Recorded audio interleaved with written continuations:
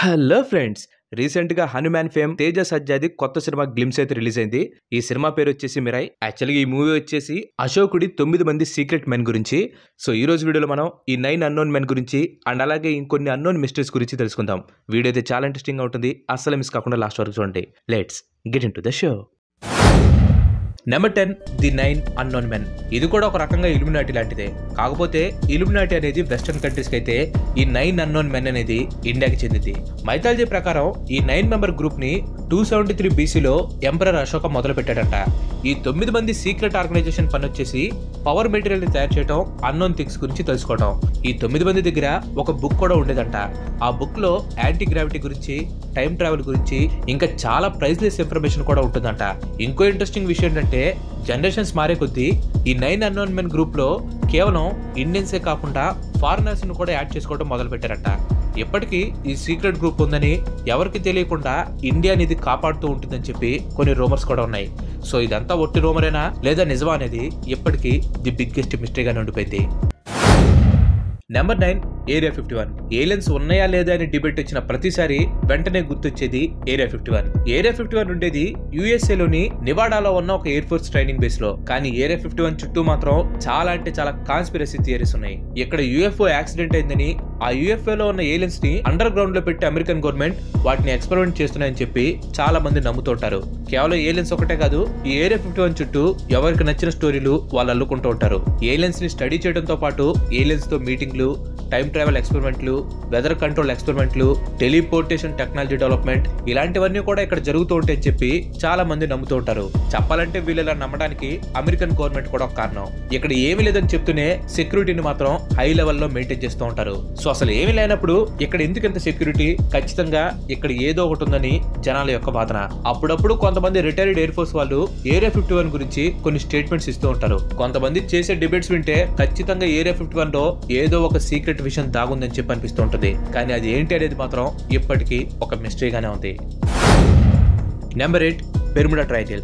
ఖచ్చితంగా మీలో చాలా మంది బెర్ముడా ట్రయాంగిల్ గురించి వినే ఉంటారు. ఫ్లోరిడా, ప్యూర్టోరికో ఇంకా బెర్ముడాకి మధ్యలో ఉన్న వాటర్ ఏరియాని బెర్ముడా ట్రయాంగిల్ అని చెప్పి అంటారు. ఈ ఏరియా ఎంత ఫేమస్ అవడానికి కారణం ఏంటో తెలుసా? ఈ ప్లేస్ లోకి వెళ్ళిన షిప్పులు, ఎయిర్ క్రాఫ్ట్లు, అంతెందుకు మనుషులు కూడా ఇంతవరకు కనిపించలేదు. అందరూ మాయమైపోయారు. సింపుల్ గా చెప్పాలంటే ఈ ఏరియా నుంచి పాస్ అయిన షిప్లు, ఏరోప్లేన్లు అదృశ్యం అయిపోతూ ఉంటాయి. అసలు ఎందుకని చెప్పి ఇలా అదృశ్యం అయిపోతున్నాయో ఏ ఒక్కరికి తెలియలేదు. సో ఇలా కారణం లేకుండా షిప్లు, ఏరోప్లేన్లు, వాటిలో ఉన్న మనుషులు కూడా మాయమైపోవడంతో ఈ ఏరియాలో ఏదో ఒక మిస్టరీ ఉందని చెప్పేసి రూమర్స్ రావడం స్టార్ట్ అయ్యాయి. కొంతమంది అయితే ఇక్కడ ఏలియన్స్ ఉంటాయని, ఆ ఏలియన్సే ఈ షిప్లని, ఏరోప్లేన్స్ ని హైజాక్ చేస్తూ ఉంటాయని చెప్పి నమ్ముతూ ఉంటారు. ఇంకొంతమంది అయితే ఇక్కడ ఏదో సూపర్ న్యాచురల్ ఫోర్స్ ఉందని, ఆ ఫోర్సే ఇటు నుంచి వెళ్లే వాళ్ళని మాయం చేస్తుందని చెప్పి నమ్ముతూ ఉంటారు. అయితే సైంటిఫిక్ గా మాత్రం వీటికి ఎలాంటి ప్రూఫ్స్ లేవు. 1975లో లారెన్స్ డేవిడ్ అనే ఒకతను ఈ బెర్ముడా ట్రయాంగిల్ లో జరిగిన ఇన్సిడెంట్స్ ని ఇన్వెస్టిగేషన్ చేయడం స్టార్ట్ చేశాడు. అతని ఇన్వెస్టిగేషన్ లో తెలిసింది ఏంటంటే ఈ షిప్లు, ఏరోప్లేన్లు ఇవన్నీ కూడా బ్యాడ్ వెదర్ వలన లేదంటే సరిగ్గా హ్యాండిల్ చేయకపోవడం వలన యాక్సిడెంట్ గురయ్యాయి. అండ్ కొన్ని షిప్స్ ఇంకా ఏరోప్లేన్ యొక్క పార్ట్లు కూడా వాళ్ళకు దొరకడం జరిగింది. కానీ చాలా మంది బెర్ముడా ట్రయాంగిల్ లో ఎప్పటికీ మిస్టరీ దాగుందని చెప్పి నమ్ముతుంటారు. మనుషులకు అర్థం కాని ఒక డేంజర్ ఏదో ఇక్కడ ఉందని చెప్పి భయపడుతూ ఉంటారు. చాలా వరకు షిప్స్, ఏరోప్లేన్స్ ఇక్కడ నుంచి ట్రావెల్ చేయకుండా వేరే రూట్ లో ట్రావెల్ చేస్తూ ఉంటాయి. అసలు ఇంతకీ ఈ షిప్స్, ఏరోప్లేన్స్ అలాగే దానిలో ఉన్న మనుషులు మాయమైపోవడానికి కారణం ఏంటి?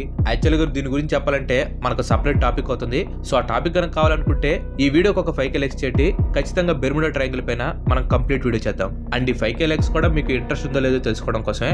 సో మీకు ఆ టాపిక్ పైన ఇంట్రెస్ట్ ఉంటే మాత్రం ఖచ్చితంగా ఒక లైక్ చేయండి. Number 7, DB Cooper. 1971 November 24 Dan Cooper అనే ఒక వ్యక్తి పోర్ట్లాండ్ లోని నార్త్ వెస్ట్ ఓరియంట్ ఎయిర్లైన్స్ లోకి వెళ్లి కౌంటర్ దగ్గర సెటిల్ అనే ప్లేస్ కి ఒక టికెట్ కొనుక్కున్నాడు. 40 ఏళ్ల వయసున్న వ్యక్తి ఫ్లైట్ గాల్లోకి వెళ్లిన తర్వాత ఎయిర్ హోస్టెస్ ని పిలిచి డ్రింక్ తీసుకురమని చెప్పి అడిగాడు.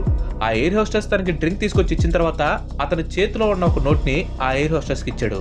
ఆ నోట్ లో ఏం రాసిందంటే, నా దగ్గర బాంబు ఉంది, అరవకుండా నా పక్కన కూర్చో అని రాసింది. దీంతో ఆ ఎయిర్ హోస్టెస్ భయపడుతూ తన పక్కన కూర్చుంది. అలా కూర్చున్న ఆమెకి తన దగ్గర సూట్ కేసులో ఉన్న బాంబుని చూపించి మళ్ళీ ఇంకో నోట్ ని ఆమె చేతిలో పెట్టాడు. ఆ నోట్ ని తీసుకుని వెళ్లి ఫ్లైట్ కెప్టెన్ కి ఇవ్వమని చెప్పి ఆ ఎయిర్ హోస్టెస్ కి చెప్పాడు. ఇంతగా ఆ నోట్లో ఏముందనుకుంటారా? ఆ నోట్ లో తనకి 4 పారాషూట్స్ తో పాటు $2 లక్షల కూడా కావాలని చెప్పి దాంట్లో రాసింది. ఫ్లైట్ ల్యాండ్ అయ్యేటప్పుడు డీబీ కూపర్ అడిగిన డబ్బులు లభించడంతో 36 మంది పాసెంజర్స్ ని తను రిలీజ్ చేశాడు. ఆ డబ్బులు తీసుకుని కొంతమంది ఫ్లైట్ క్రూతో పాటు ప్లేన్ ని మెక్సికో వైపు వెళ్లాలని చెప్పి తన ఆర్డర్ వేశాడు. ప్లేన్ సెటిల్ కి ఇంకా రియోకి మధ్యలో ఉన్నప్పుడు అందరినీ షాక్ చేస్తూ పారాషూట్ ఇంకా డబ్బుల్ని తీసుకుని తను ప్లేన్ వెనక భాగం నుంచి దూకేశాడు. తర్వాత ఆ ప్లేన్ లో ఉన్న పైలట్ ఇంకా క్రూ మెంబర్స్ సేఫ్ గా ల్యాండ్ అయ్యారు. కానీ డీబీ కూపర్, అదే ఈ హైజాకర్ ఉన్నాడు కదా, అతను ఏమయ్యాడో ఎప్పటికీ ఎవరికి తెలియదు. డీబీ కూపర్ కేసు ఎప్పటికీ అన్సాల్వ్డ్ లిస్ట్ లో FBI దగ్గర ఉంది. ఎప్పటికీ FBI ఈ కేసు మీద వర్క్ చేస్తూనే ఉంది. అసలు అతను ఎవరో, ఎందుకు హైజాక్ చేశాడు, ఎందుకు మధ్యలో దూకేశాడు, అసలు రియల్ నేమ్ ఏంటి, వీటన్నిటికీ దేనికి కూడా ఆన్సర్స్ లేవు. ఆ డీబీ కూపర్ అనే పేరు కూడా ఫ్లైట్ బుకింగ్ లిస్ట్ లో ఉన్న పేరు. ఎయిర్ హైజాకింగ్ హిస్టరీలో సాల్వ్ అవ్వని ఏకైక కేసు ఈ కేసే. Number 6, Malaysian airlines flight 370. 2014 మార్చి 8 మలేషియాలోని కౌలాలంపూర్ ఎయిర్పోర్ట్ నుంచి బయలుదేరిన బోయింగ్ 777-200 ER ఏరోప్లేన్ మధ్యలోనే మాయమైపోయింది. క్రూ ఇంకా పాసెంజర్స్ తో కలిపి మొత్తం 239 మంది ఉన్న ఈ ఫ్లైట్ గాల్లోకి వెళ్లిన 38 నిమిషాల్లోనే మాయమైపోయింది. సౌత్ చైనా సీ మీదుగా వెళ్తున్నప్పుడు ఎయిర్ ట్రాఫిక్ కంట్రోల్ తో ఉన్న కమ్యూనికేషన్ కట్ అయిపోయింది. ఈ ప్లేన్ కోసం మలేషియా, చైనా అలాగే ఆస్ట్రేలియా కలిసి వెతకడం స్టార్ట్ చేశారు. ఎయిర్ ట్రావెల్ హిస్టరీలోనే ఇదే the largest search operation. But ఇన్ని దేశాలు కలిసి సెర్చ్ చేసినా కానీ వాళ్ళకి ఎలాంటి ఆధారాలు దొరకలేదు. కొంతమంది ఈ ప్లేన్ హైజాక్ అయిందని, లేదు ఏలియన్సే ఈ ప్లేన్ లో ఉన్న పాసెంజర్స్ ని కిడ్నాప్ చేసి ఉంటే చెప్పి రూమర్స్ ని స్ప్రెడ్ చేయడం స్టార్ట్ చేశారు. ఇంకొంతమంది అయితే ఆ పైలట్ మానసికంగా డిప్రెషన్ లో ఉండి ప్లేన్ ని సముద్రంలో క్రాష్ చేసి ఉంటాడని చెప్పి కొన్ని కాన్స్పిరసీ థియరీస్ కూడా రావడం స్టార్ట్ అయ్యాయి. ఇవన్నీ పక్కన పెట్టేస్తే ఎంత వెతికినా కానీ ఈ ప్లేన్ గురించి వాళ్ళకి ఎలాంటి డీటెయిల్స్ దొరకలేదు. 2017లో ఈ ప్లేన్ కి సంబంధించి 18 పార్ట్స్ దొరికాయి. కానీ మిగతా ప్లేన్ ఏమైంది, ఆ ప్లేన్ లో ఉన్న పాసెంజర్స్ అలాగే క్రూ మెంబర్స్ కి ఏమైందో ఇప్పటికీ మిస్టరీగానే ఉండిపోయింది. Number 5, Illuminati. సీక్రెట్ ఆర్గనైజేషన్స్ అంటే ఫస్ట్ గుర్తొచ్చే పేరు ఇల్యూమినాటి. అసలు ఈ సీక్రెట్ గ్రూప్ లో ఎవరుంటారని అడిగితే ప్రతి ఒక్క సెలబ్రిటీ పేర్లని చెప్తూ ఉంటారు. For example Obama, Hitler, Michael Jackson, ఇలా చెప్పుకుంటూ పోతే చాలా మంది సెలబ్రిటీస్ అందరూ ఈ ఇల్యూమినాటి గ్రూప్ లో ఉన్నట్టు రూమర్స్ ఎప్పటికప్పుడు బయటకు వస్తూనే ఉంటాయి. చెప్పాలంటే ఈ గ్రూపే అమెరికన్ ప్రెసిడెంట్ అయిన కెనడీని చంపిందంట. అంతేకాదు 9/11 అటాక్, ఈవెన్ కరోనా వైరస్ ను కూడా ఈ గ్రూపే క్రియేట్ చేసి ప్రపంచాన్ని లాక్డౌన్ లో పడేసిందంట. ఇవన్నీ నిజమో కాదో తెలియదు కానీ ఈ ఇల్యూమినాటి మాత్రం ఎన్నో ఏళ్ల నుంచి చాలా డిబేట్స్ ని క్రియేట్ చేస్తూ వస్తుంది. కొంతమంది అసలు ఇల్యూమినాటి లేదని చెప్పంటే, ఇంకొంతమంది ఇది జస్ట్ ఒక ఫిక్షనల్ గ్రూప్ అని చెప్పి కొట్టిపడేస్తూ ఉంటారు. కానీ కాయిన్కి 2 సైడ్స్ ఉంటాయి. ఇది రియల్ అని చెప్పి నమ్మే వాళ్ళు కూడా చాలా మంది ఉన్నారు. ఎప్పటికీ ఇల్యూమినాటి అనే గ్రూప్ ప్రపంచంలో పొలిటికల్ గా అండ్ ఎకనామికల్ ఈవెంట్స్ ని కంట్రోల్ చేస్తుందని చెప్పి చాలా మంది గట్టిగా నమ్ముతుంటారు. నెక్స్ట్ మిస్టరీ దగ్గరికి వెళ్లే ముందు ఎంతవరకు ఈ వీడియో చూసారంటే ఈ వీడియో మీకు నచ్చిందని అనుకుంటున్నాను. మీకు కూడా నచ్చినట్లయితే ఈ వీడియోని ఖచ్చితంగా లైక్ చేయండి. అండ్ అలాగే మీరు మన ఛానల్కి త్వరగా కనుక సబ్స్క్రైబ్ అయినట్లయితే మన ఛానల్కి తప్పకుండా సబ్స్క్రైబ్ అయ్యి పక్కన ఉన్న గంటని ఆల్ ఆప్షన్లో పెట్టుకోండి. ఆల్రెడీ లైక్ చేసి, షేర్ చేసి, సబ్స్క్రైబ్ చేసిన వారికి చాలా thanks. Number 4, the Mary Castle. December 4, 1872 British American ship అయిన the Mary Castle Atlantic Ocean మధ్యలో కనిపించింది. షిప్ అంతా మంచి పొజిషన్ లోనే ఉంది, కానీ షిప్ లో మాత్రం ఏ ఒక్కరూ కనిపించలేదు. అండ్ షిప్ లో ఉన్న లైఫ్ బోట్ కూడా కనిపించలేదు. 1872 నవంబర్ లో మేరీ క్యాసిల్ న్యూయార్క్ నుంచి బయలుదేరింది. షిప్ కెప్టెన్ అయిన బెంజమిన్, తన భార్య, 2 పిల్లలు, వాళ్ళతో పాటు 7 క్రూ మెంబర్స్ ని తీసుకుని వాళ్ళు షిప్ లో బయలుదేరారు. షిప్ మంచి కండిషన్ లో ఉంది, అలాగే 6 నెలలకు సరిపడా సప్లైస్ కూడా ఉన్నాయి. కానీ సడన్ గా షిప్ ని అట్లాంటిక్ మధ్యలో ఆపేశారు. షిప్ లో ఎలాంటి డ్యామేజ్ లేదు, సప్లైస్ అన్ని అలానే ఉన్నాయి. ఇలా షిప్ ని సముద్రం మధ్యలో ఆపేసి లైఫ్ బోట్ తీసుకుని వెళ్ళిపోవాలంటే ఆ షిప్ లో ఏదో ఒక అసాధారణమైన సంఘటన జరగాలి. కానీ అలాంటి సంఘటనలు జరిగినట్టు ఏ సూచనలు కనిపించలేదు. ఆ షిప్ ని సెర్చ్ చేసినప్పుడు కెప్టెన్ డైరీ కూడా దొరికింది. ఆ డైరీలో షిప్ లో రోజు ఏం జరుగుతుందనేది ఆ కెప్టెన్ ఎప్పటికప్పుడు నోట్ చేసుకుంటూ వచ్చాడు. బట్ ఆ డైరీలో కూడా అంతా నార్మల్ గానే ఉంది. సో అసలు ఇంతకీ ఆ షిప్ లో ఏం జరిగింది, లైఫ్ బోట్ తీసుకుని ఎందుకని క్రూ మొత్తం షిప్ వదిలేసి వెళ్ళిపోయారు, అలా వెళ్ళిపోయిన క్రూ మెంబర్స్ అసలు ఏమైపోయారు, ఇలాంటి క్వశ్చన్స్ కి ఇప్పటికీ ఆన్సర్స్ లేవు. ఈ జర్నీకి ముందు ఈ షిప్ లో దెయ్యాలుండే అని చెప్పి కొన్ని స్టోరీస్ ఉన్నాయి. ఆ దెయ్యాలే అందరినీ మాయం చేసి ఉంటాయని చెప్పి చాలా మంది నమ్ముతూ ఉంటారు. ఇంకొంతమంది అయితే సీ మాన్స్టర్స్ వచ్చేసి క్రూ అందరినీ చంపేసి ఉంటుందని చెప్పి నమ్ముతూ ఉంటారు. ఏదేమైనా కానీ అసలు ఆ షిప్ లో ఏం జరిగింది, ఆ క్రూ మెంబర్స్ కి ఏమైంది అనేది ఎప్పటికీ మిస్టరీగానే మిగిలిపోయింది.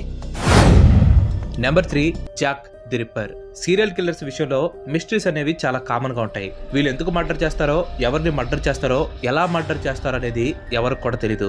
హిస్టరీలో చూసుకుంటే చాలా మంది సీరియల్ కిల్లర్స్ చాలా దారుణంగా హత్యలు చేశారు. కానీ దారుణమైన హత్యలతో పాటు మిస్టరీస్ ను కూడా క్రియేట్ చేసేవాడు ఒకడు, వాడే జాక్ ది రిప్పర్. యాక్చువల్గా ది జాక్ రిప్పర్ వాడో లేదంటే ఆమో ఎవరికి తెలీదు. అంటే ఈ జాక్ రిప్పర్ అనే సీరియల్ కిల్లర్ ఎవరైతే ఉన్నారో తను మగవాడా లేదంటే ఆడామా అనేది ఎవరికి తెలియదు. ఏప్రిల్ 3, 1888 నుంచి ఫిబ్రవరి 13, 1891 మధ్యలో లండన్ లో 5 ఆడవాళ్లు దారుణంగా చంపబడ్డారు. అండ్ చంపబడ్డ 5 కూడా ప్రాస్టిట్యూట్సే. పోలీసులు చాలా తీవ్రంగా ఇన్వెస్టిగేషన్ చేసినా కానీ హంతకులను మాత్రం పట్టుకోలేకపోయారు. ఈ కేసులో ట్విస్ట్ ఏంటంటే నేనే హత్య చేశానని చెప్పి పోలీసులకి ఒక లెటర్ కూడా రాశారు. ఆ లెటర్ తో పాటు చంపబడిన ఒక లేడీ కిడ్నీని కూడా వాళ్ళు పంపడం జరిగింది. ఈ లెటర్ వచ్చిన తర్వాత పోలీసులు చాలా మందిని అనుమానించడం స్టార్ట్ చేశారు. విక్టిమ్ ని చంపి వాళ్ళ పొట్టను చీల్చి ఆర్గాన్స్ ని సపరేట్ చేశాడంటే ఖచ్చితంగా ఇతను సర్జన్ ఉంటాడని చెప్పి పోలీసులు అనుమానించడం స్టార్ట్ చేశారు. కానీ అది ఎవరు అనేది మాత్రం వీళ్ళు ప్రూవ్ చేయలేకపోయారు. 2012లో Jack the Ripper the hand of a woman అని చెప్పి ఒక బుక్ రిలీజ్ అయింది. ఈ బుక్ లో జాన్ మోరిస్ అనే అతను లీజీ విలియమ్స్ అనే ఒక ప్రాస్టిట్యూట్ తో కలిసి 5 హత్యలు చేస్తాడని చెప్పి ఆ బుక్ లో రాసి ఉంటుంది. కానీ దీనికి సరైన ప్రూఫ్స్ మాత్రం ఎక్కడ ఉండవు. సో ది జాక్ రిప్పర్ ఎవరో ఇప్పటికీ అంతు చక్కని మిస్టరీగానే మిగిలిపోయింది. Number 2, Subhash Chandrabose. Indian national army founder అయిన సుభాష్ చంద్రబోస్ గారు ఇండియాకి స్వతంత్రం తీసుకురావడంలో కీలక పాత్రను పోషించారు. అయితే ఆయన మరణం చుట్టూ మాత్రం ఎన్నో మిస్టరీస్ దాగున్నాయి. వరల్డ్ వార్ 2 టైంలో సుభాష్ చంద్రబోస్ గారు జపాన్ కి ప్లేన్ లో వెళ్తూ ఉండగా ఆ ప్లేన్ క్రాష్ అయింది. ఆ క్రాష్ లో సుభాష్ చంద్రబోస్ గారికి 3rd డిగ్రీ బర్న్స్ అవడంతో ఆగస్ట్ 18, 1945లో సుభాష్ చంద్రబోస్ గారిని జపాన్ లో ఒక హాస్పిటల్లో జాయిన్ చేశారు. ట్రీట్మెంట్ చేస్తూ ఉండగా ఆయన చనిపోయారు. కానీ ఆయన బాడీని మాత్రం మన ఇండియాకి లభించలేదు. దీంతో ఇది నిజం కాదని సుభాష్ చంద్రబోస్ గారు ఆ క్రాష్ లో తప్పించుకొని అండర్ గ్రౌండ్ లోకి వెళ్ళిపోయి ఉంటారని చెప్పి చాలా మంది నమ్ముతూ ఉంటారు. ఇంకొంతమంది అయితే ఆయన సాధువుగా మారు వేషం వేసుకుని ఇండియాలోనే తిరుగుతున్నారని చెప్పి చాలా మంది నమ్ముతూ ఉంటారు. బట్ సుభాష్ చంద్రబోస్ గారు నిజంగానే ఏమైపోయారో ఎలా చనిపోయారు అనేది మాత్రం ఇప్పటికీ ఒక మిస్టరీగానే మిగిలిపోయింది. నెంబర్ 1, చెప్పాలంటే నిజానికి ఈ అన్సాల్వ్డ్ మిస్టరీస్ చాలానే ఉన్నాయి. దాంట్లో బాగా ఫేమస్ అయిన వాటిని అండ్ బాగా మిస్టీరియస్ గా అనిపించిన వాటిని నేను సెలెక్ట్ చేసి మీకు చెప్పడం జరిగింది. కానీ టాప్ పొజిషన్ లో ఉండే మిస్టరీ ఏంటో మీరే కింద కామెంట్స్ లో చెప్పండి. ఆ మిస్టరీ గురించి నేను సపరేట్ గా టాపిక్ చేశాను. అండ్ అలాగే ఈ 9 మిస్టరీస్ లో మీకు ఏ మిస్టరీ గురించి ఫుల్ డీటెయిల్స్ కావాలో ఆ మిస్టరీ పేరుని కింద కామెంట్ చేయండి. తప్పకుండా వాటిపైన కూడా నేను ఫుల్ వీడియో చేయడానికి ట్రై చేస్తాను. Thanks for watching. ఈ వీడియో కనుక మీకు నచ్చినట్లయితే లైక్ చేయండి, షేర్ చేయండి. అండ్ అలాగే మన నెక్స్ట్ ఎపిసోడ్ మిస్ కావద్దు అనుకుంటే మన ఛానల్కి తప్పకుండా సబ్స్క్రైబ్ అవ్వండి. ఇంకో మంచి ఎపిసోడ్తో మళ్ళీ కలుద్దాం. Till then bye bye, have next day.